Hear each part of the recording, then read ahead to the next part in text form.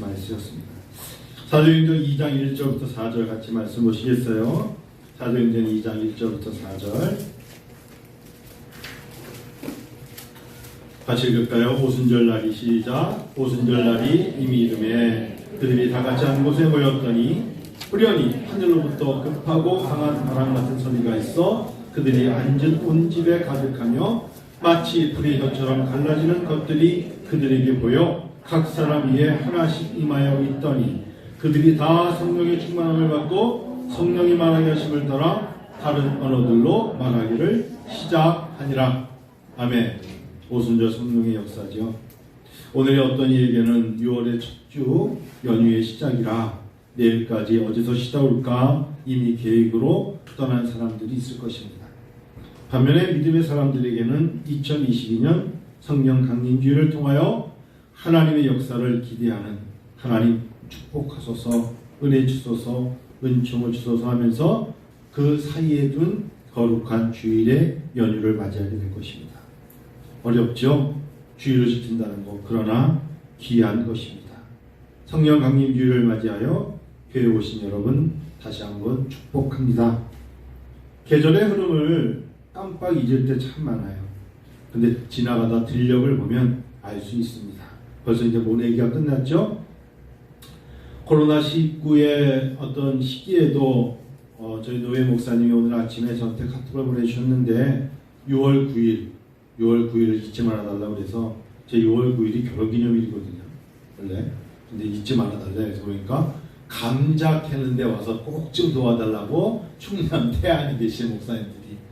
저희는 이제 충남노예니까 제가 매년마다 태안에 가서 요즘 이 계절에 외국인 노동자도 25만 원, 30만 원을 줘야 돼요. 그래도 사람이 없어요. 제가 저하고 남목사님하고 목회자들이 가서 도우면 저희 일을 잘하잖아요. 그래서 하루 종일 감자 캐서 박스를 만드는 목사님은 박스를 만들어서 그 즉석에서 300, 400 박스를 싸놓으면 저 밑에 글쎄요 노선이 어떻게 될지 모르겠지만 거의 이 서해안 노선에 있는 큰 트럭 있죠. 그 트럭이 오면서 싸놓은 감자를 실어가요. 즉석에서 이제 거기까지 실어주는 거예요. 저희가. 그러면 하루가 끝나요. 저희 일당 받을까요? 못 받고 감자 2박스 들고 와요. 여러분들과 같이 맛있게 먹는 거예요. 서울 감자 하지 감자죠.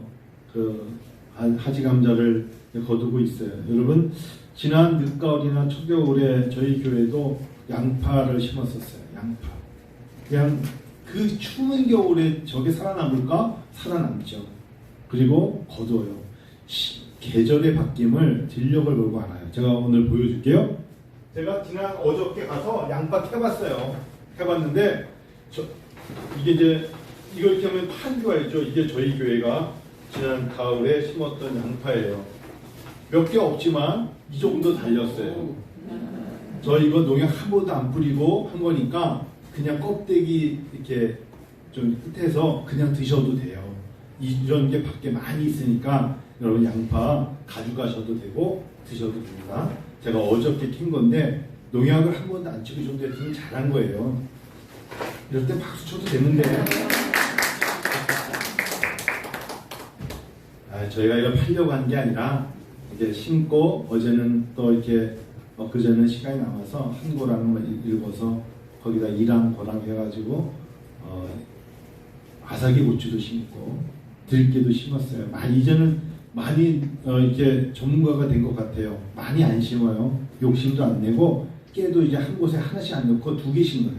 작년에 보니까 하나 넣으니까 얘가 힘이 없어 넘어지는 것 같더라고요. 그래서 이제는 한 구멍에 깨를 2개씩 넣어서 얘네들끼리 서로가 좀 기대라. 응? 여러분 사람도 기대해야 되잖아요. 그래서 매년마다 보니까 깨가 이렇게 와서 쑥 쓰러져. 이러지 말고 올해는 한번 2개씩 심어보자. 아무래도 그러면은 많이 못 심을 것 같죠? 그런데 괜찮아요. 탄저병들도 이길 것 같고 해서 지금 많이 심었어요. 여러분 제가 왜 이런 얘기를 하는지 아십니까? 저희가 작년에 되게 적색 암양파입니다. 제가 한번 저걸 심고 아무래도 이제 심었으니까 관심이 가죠. 양파가 동그랗게 될 때까지 이 농부들이요 양파 커지는 약을 뿌려요. 그러면 토시토시 커집니다. 그래서 여러분 이렇게 양파망에 나온 것들은 약 많이 준 거예요. 저희 건 크지 않죠. 근데 둥그렇죠. 암양파예요. 그래서 얘네들은 우리가 잘하는 약은 안 줬지만 토시토시하게 잘생긴 얘들은 천연 양파예요. 마음이 글로 가서 그래요. 왜? 내가 먹을 거 생각하니까 농약 많이 못 주겠어요. 우리가 먹을 거 생각하니까 그냥 좀 작아도 부족해 보여도 우리의 건강을 위해서 먹자, 그런 생각이 들어요. 여러분, 코로나19 4월 달에 감자를 심었더니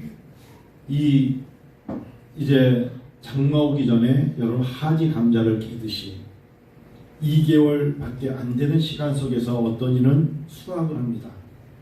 우리도 모르게 짧은 기간 속에서 시간의 흐름을 속에 하나님의 역사를 잊어버릴 때가 참 많습니다.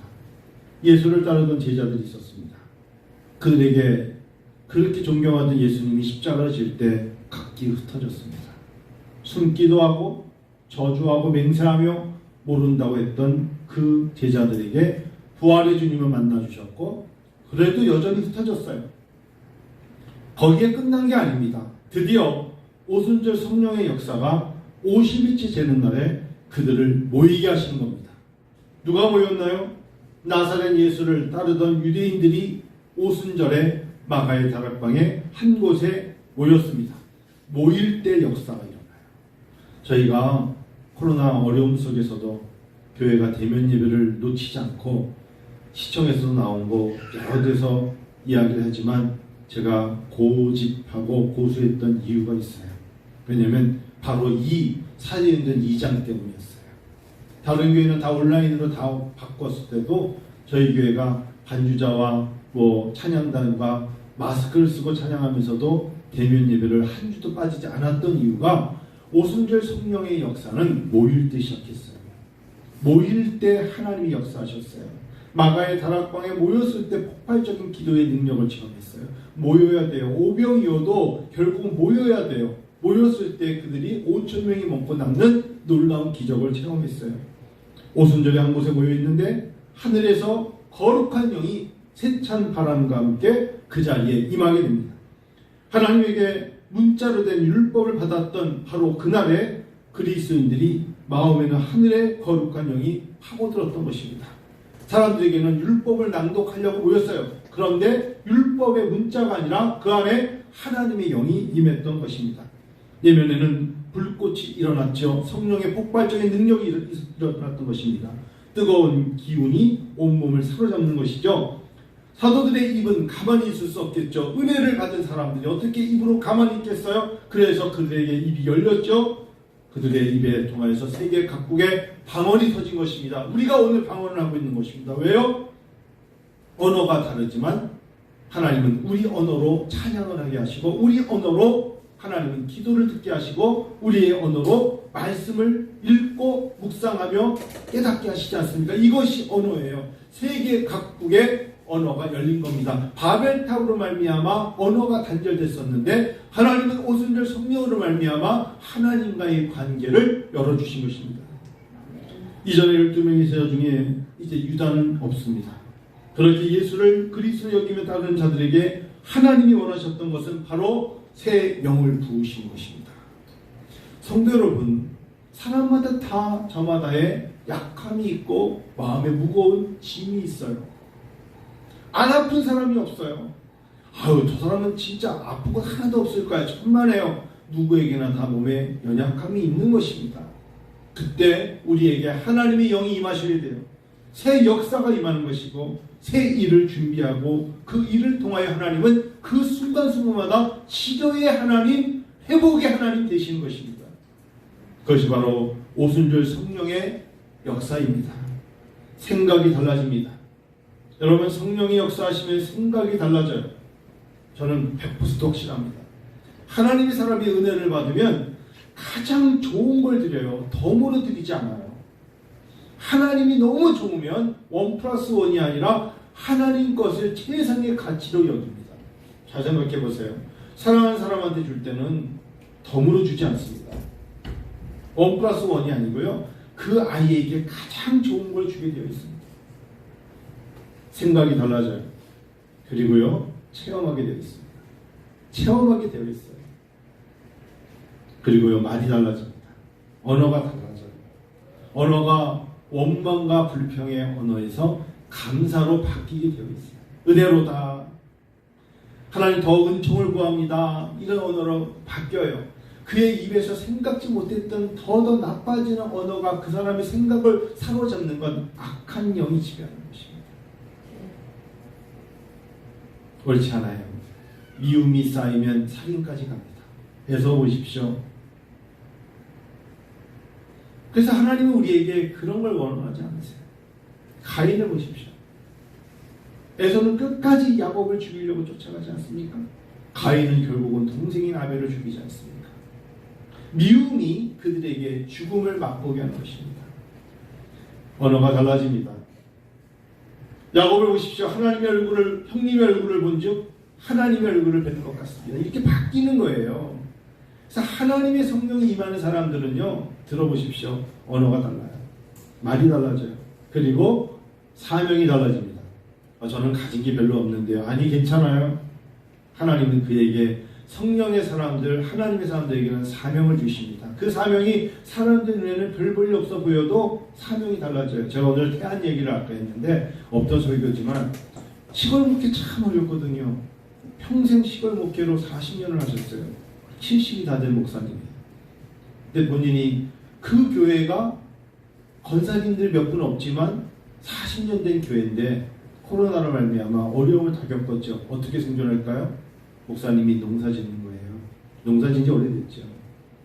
생존하기 위해서 농사를 짓는 거예요. 감자를 심어서 사례가 없으니까 감자를 팔아서 생존하시는 거예요. 그리고 이제 원래는 6월, 원래는 이제 벌써 한 달 전에 5월 5일쯤에 고구마를 심어야 되는데 올해 너무 가물어가지고 고구마를 못 심었어요. 지금 너무 가물대요. 그렇게 해서 1년에 나오는 돈으로 사모님과 함께 그 교회를 지키는 거예요. 평천 성광교회를 지키는 거예요. 양성교회를 지키는 거예요. 두 교회가 있어요. 그때 우리 목회자들이 가서 돕는 거예요. 그 마음을 알까요? 목사님들이 정말 그 도와주는 사람들의 마음도 고맙지만 선교가 다른 거 아니에요. 하나님은요, 우리에게 그런 사명을 주시는 거예요. 사도행전은 그날 성령을 체험한 사람들을 이렇게 묘사합니다. 그들은 모두 성령으로 충만하게 되어서 성령이 시키시는 대로 각각 방언으로 말하기 시작하였다. 여기에서 방언은 각 지방의 언어라는 뜻이에요. 각 지역, 갈릴리 출신이었던 제자들 입에서 이제 그들의 언어로 하나님을 찬양하듯이 전 세계의 언어가 각 지역에서 쏟아져 나왔다는 것이에요. 우리는 오늘 세 가지를 봐야 됩니다. 첫 번째는요, 성령의 역사는 위로부터 내려왔다는 걸 잊지 마세요.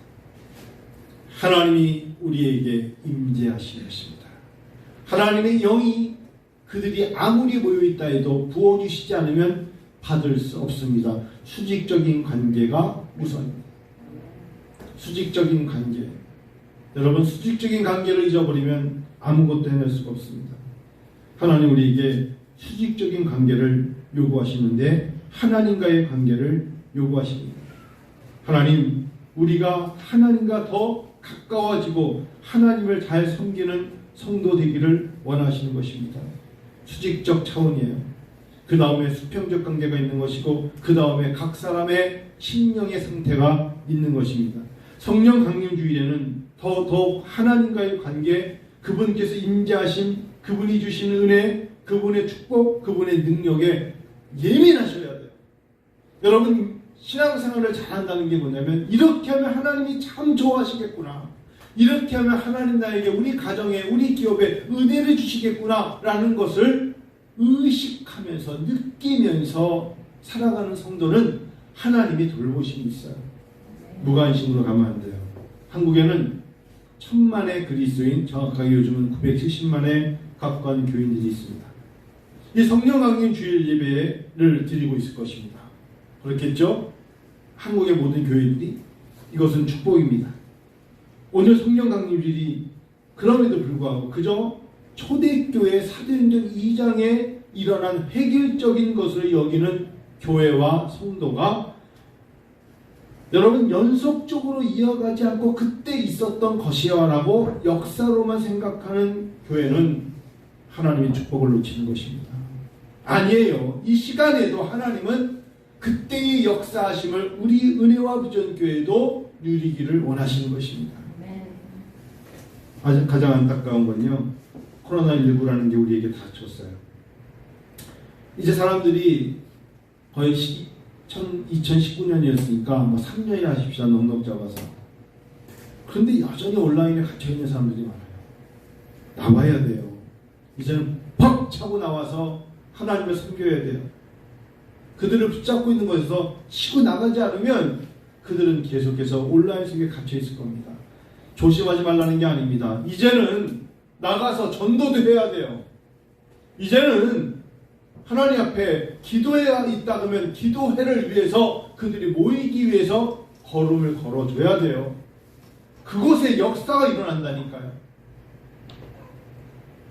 사도행전 2장의 배경은 그들이 모였을 때입니다. 수직적인 하나님의 임재를 체험합니다. 한국의 970만 그리스도인이 다 성령 강림 주일의 체험을 누리기를 원하지만 그러나 많은 교회들이 성령 강림 주일의 의미를 놓쳐버리고 강요하지 않고 강조하지 않고 넘어가는 경우가 참 많아요. 코로나19를 겪으면서 매우 많은 숫자의 그리스도인이 더 이상 하나님의 능력에 의존하지 않는 것처럼 느껴지는 오늘날의 현실입니다. 왠지 모르게 코로나19를 겪으면서 사람들은 하나님의 능력을 의존하지 않습니다. 하나님과의 관계가 멀어지고 있어요. 수직적인 관계가 깨지면 추락합니다. 추락한다는 것은 결국 죽음입니다. 수직적인 관계에서 성령을 받지 못한 자는 자기 자신의 능력을 의존하게 되겠죠. 자기 자랑, 자기의 감정에 의존하게 될 것입니다. 2022년 다시 수직적인 관계에서 성령을 받으시길 축원합니다. 은혜 받으시길 축원합니다. 하나님의 임재하심을 체험하시기를 축원합니다. 그럴 때 하나님과의 관계가 바뀌었을 때 하나님이 일하십니다. 두 번째는 수평이겠죠. 코로나19를 탁 맞대고 나니까요. 맞닿고 나니까 저도 뭐 제 인생에 50년 이상 몇 년 살면서 코로나19에 2년 반 3년을 그 중에 겪지 않았겠어요? 그것도 목회자이신 분으로 상당수의 그리스도인들이 사람과 사람, 사람과 이웃, 이웃과 이웃, 동료와 동료, 그리고 세상과 소통하는 수평적 관계에서 실패하고 있어요. 코로나19를 보니까 알겠어요. 믿음의 사람이 예외 없어요. 코로나19라는 외적 환경으로 말미암아 뭐가 깨진 거예요? 수평적 관계가 깨져버린 거예요. 아, 이거 무서운 거예요. 전제 조건을 뭔지 아십니까? 수직적인 관계가 약해졌기 때문에, 수직적인 관계에 받은 게 없기 때문에 수평적인 관계에서 내놓을 게 없는 거예요. 수평적인 환경에서 나를 갖다 못 살게 그런 게 있어도 자기가 골방에 들어가서 수직적인 관계에서 하나님을 붙잡고 있으면 그나마 견딜 수 있는데, 그전에는 코로나19와 같은 걸 생각도 못했을 때는 그래도 겪었고 견뎠어요. 그런데 코로나19를 겪으면서 수직적인 관계가 약했던 가운데 수평적인 관계는 깨질 수밖에 없다는 것을 발견하게 됐어요. 우리가 빛이며 소금입니까? 예전에는 빛이며 소금이었어요. 소금만이 아니었어요. 빛이었어요. 빛만도 아니었어요. 소금도 있었어요. 그래서 주님이 우리에게 소금과 빛이라고 말씀하셨어요. 어두움을 우리가 가면 비춰졌어요. 똑같이 어둠이 되는 게 아니었어요. 배고플 때는 같이 배고팠어요. 그런데 우리가 가서 견딜 때 배고픈 자들에게 오병이어의 역사로 부유함을 줬어요. 병든 자들 속에 병든 자에게 의사가 필요하듯이 병든 자에게 말씀을 들고 갈 때 하나님의 능력으로 치유가 있었어요. 똑같이 병들어가요. 똑같이 전염되고 있어요. 거기에 무슨 역사가 일어나겠습니까? 어둠의 빛이 비치면 어둠은 사라지는 것이고 예수 없는 사람들에게는 사실상 요한복음 14장 17절에게 성령도 예수 능력도 그들은 알지 못하기 때문에 우리가 필요한 거예요. 우리가 가야 돼요. 그들이 세상에 있는 사람이 누구 그 어떤 입술을 통하여서 하나님을 창조주라 말하는 것을 들어본 적이 있습니까? 하나님이 전능하다고 말하는 거 들어본 적이 있습니까? 그들은 그렇게 절대 말하지 않아요. 우리가 말해줘야 됩니다. 우리가 그 말을 함으로 그들이 듣는 거고 그들이 결국에는 하나님이 전능자라고 말하게 되어 있어요. 우리가 성령을 체험하지 않았습니까? 여러분과 제가 성령을 체험한 사람 아닙니까? 우리가 입술로 방언의 기도를 하고 우리가 은혜를 체험한 사람들 아닙니까? 우리가 십자가 앞에 울어보기도 하고 우리가 하나님 나라에 대해서 간구하며 영원히 하나님 나라의 왕노릇할 것을 세상 사람들은 상상도 못하는 걸 우리는 확신이라 생각하고 믿음이라 고백하며 가지 않습니까? 우리가 성령의 술에 취해 있지 않습니까? 성령을 체험한 사람들은 일반 사람들이 세상 사람들이 올 때 술에 취했다고 조롱했던 적이 있습니다. 우리를 조롱했던 사람들은 자기 능력을 의지하고 예수 십자가의 피 흘림의 의미와 목적과 그것이 하나님의 사랑의 높이와 깊이에 무지한 사람들입니다. 그들은 자기들의 눈으로 보는 대로 생각하는 대로만 살아가는 것이지 보이지 아니하시는 하나님의 영을 의식하지 않습니다. 여러분, 한국에 해방 전후로 자유주의 신학이 판을 쳤습니다. 여기에 있는 한신대학도 가장 가까이 있지만 저는 정문도 가지 않습니다. 자유주의 신학의 대표적인 신학대학입니다. 그래서 다른 과는 괜찮지 몰라도 저는 신학과는 아주 대치되는 대학입니다. 자유주의 신학, 말은 멋지죠. 근데 한국 신학계에서 퇴출되어 있습니다. 자유주의 신학에 근거한 교회가 부흥의 역사가 없으니까 건물만 남고 사라지는 교회가 너무 많아요. 왜요? 자유주의는 결국 인간의 능력과 이성에 근거합니다. 어떻게 예수님이 우리를 왔습니까? 말 되는 소리를 해. 자유주의 신학입니다. 모세가 손을 드니까 홍해가 갈라졌습니다. 말이 되는 소리를 해. 율법적으로 좋은 이야기를 하세요. 그게 자유주의 신학입니다. 예수님의 능력? 아마도 그때 이런 일 때문에 그렇게 보였겠지, 착시현상이겠지 라고 말하는 신학을 하는 사람들이 모인 곳입니다. 우리는 동의할 수 없습니다. 르네상스의 시대에 지나고 난 다음에 인간들이 인간의 이성을 가지고 우주 탐험과 과학에 의존하는 것까지는 우리는 스스로 놀랐습니다. 그래서 그들이 그 좋은 머리를 가지고 전차를 만들고 로켓을 만들고 미사일을 만들어서 결국은 1차, 2차 세계대전을 겪으면서 자유주의 신학은 스스로 두 손을 들었습니다. 왜 손을 들었을까요? 아무리 좋은 신학이라도 그 인간이 만든 걸로 사람이 죽이는 것을 보고 사람이 죽는 걸 보고 굉장히 낙심과 난감하게 됩니다. 좌절한 것입니다. 보이지 않는 하나님이 세계를 무시하고 우쭐대었음에 자유주의 신학자들은 다 회개합니다. 칼 바르트라는 사람이 대표적인 사람입니다. 그리고 당시에 19세기, 20세기에 끌어왔던 신학자 중에 슈라이어 마우라는 사람은 하나님 앞에 진심으로 회개했습니다. 우리가 잘못했다고 말했습니다. 힘으로 세계를 정복하려던 무솔리니나 히틀러의 최후를 보세요. 스스로 자결하지 않습니까? 인간은 이성의 힘으로 문명을 만들었지만 거기에 스스로 찬사를 보내며 감탄하지만 무한한 욕망을 가진 자극한 결과는 아주 생태계까지 망치고 있는 것입니다. 이제 여러분, 제 설교는 이런 겁니다. 오순절 성령의 역사로 돌아가야 합니다. 무지해 보이고 가진 거 없어 보이는 사람들이 딱 하나 분명한 건 뭐냐? 기도의 무기가 있었어요. 하나님을 믿는 믿음의 무기가 있었어요. 하나님은 그들을 통하여 일하셨습니다. 오순절 성령의 역사로 돌아가야 합니다. 그러면 우리도 회복이 됩니다. 첫 그리스도 공동체는 인간의 모든 가능성을 넘어서 초월하신 하나님을 체험한 것입니다. 지금 이 시대에 초월자, 보이지 않으시는 하나님을 체험해야 합니다. 여러분, 평강이 보이시나요? 은혜가 보이시나요? 그런데 은혜와 평강 없이 살아갈 수 있습니까? 내 마음에 자유함이 없이 살 수 있나요? 어떻게 견디겠습니까? 그 허무함을 어떻게 이길 수 있겠습니까? 그 외로움을, 그 우울함을 어떻게 이길 수 있겠습니까? 누군가를 미워하고 누군가에 대해서 맺힌 것을 가지고 살아가는 사람에게 기쁨이 있을 수 있을까요? 성령의 열매는 그렇게 말하지 않아요. 성령의 열매는 기쁨이에요. 성령의 열매는 온유함이에요. 성령의 열매는 자비함이고 상대방에게 친절함이고 그리고 내 마음속에 분을 일으키는 거예요. 절제함이에요. 그게 성령의 열매예요. 성령의 열매를 맺으시기를 축원합니다. 말씀을 마쳐볼게요. 성령 강림주일을 맞이했어요. 1년에 한 번 있는 성령 강림주일이 아닙니다. 여러분, 성령의 열매를 주님을 원하시는 거예요. 사랑하길 원하세요. 여러분의 내면에, 여러분이 모이는 공동체에 기쁨이 있기를 원하세요. 사람과 사람 사이에 화평함을 원하세요. 그리고 힘들지만 인내하기를 원하세요. Be kind, 친절하기를 원하세요.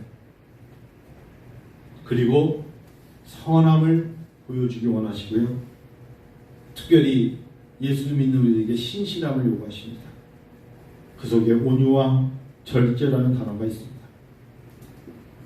성령 강림주의를 통해서 여러분과 저에게 하나님 말씀하시는 오늘의 이 성령 강림주의를 통해서 성령의 열매가 넘치는 은혜와 부전교회 그리고 성도들 가정되기를 원하시는 것입니다. 여러분, 거룩한 영의 능력을 맛보는 체험하는 기회 되시기를 축원합니다. 각 사람들, 여러분들이 이제 예배를 마치고 교회에서 주일을 떠나 일터와 직장과 가정으로 돌아갔을 때 하나님의 영이 여러분을 통하여 그곳의 소금과 빛의 역할로 변화시켜 주실 것입니다. 나는 원래 우울해, 그런 소리 하지 마세요. 나는 원래 이런 사람이야, 그런 말씀하지 마세요. 하나님은 그것조차도 변화시키기를 원하시는 거예요. 우리에게 하나님은 기도를 요구하시고, 하나님 우리에게 성령의 열매를 원하시고, 인간이 나는 생각나는 대로 할 수 있어. 천만에 그럴 수 없습니다. 생각나는 대로 다 할 수 있으면 하나님이 왜 필요하겠습니까? 제가 감히 말씀드립니다. 생각나는 대로 다 할 수 없습니다.